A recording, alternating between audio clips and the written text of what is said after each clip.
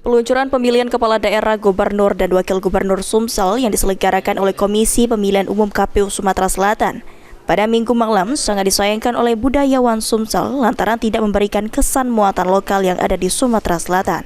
Budayawan Sumsel Dedi Irwanto sangat menyayangkan dengan peluncuran yang dilakukan oleh KPU Sumsel lantaran pilkada yang merupakan pesta lokal namun tidak memberikan kesan budaya yang ada di Sumatera Selatan.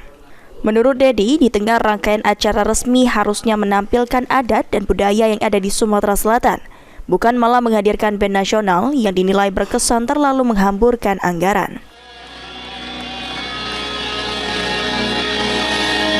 Kenapa kemudian menghadirkan sebuah band nasional gitu?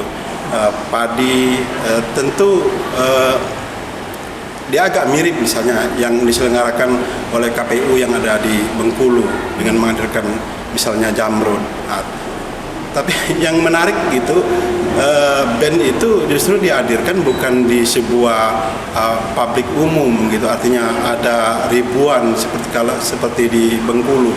Tapi kalau di Sumatera Selatan justru di sela-sela auden resmi gitu.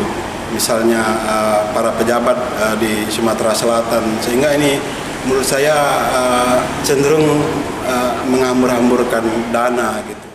Pelaksanaan pemilu berasal dari dana hibah dari APBD pemerintah Provinsi Sumatera Selatan kepada KPU Sumatera Selatan sebesar 234,4 miliar yang telah dialokasikan pada tahun 2023 sebesar 40% dan pada tahun 2024 sebesar 60%.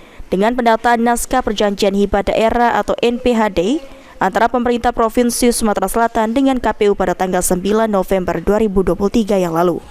Eki Saputra, PAL TV.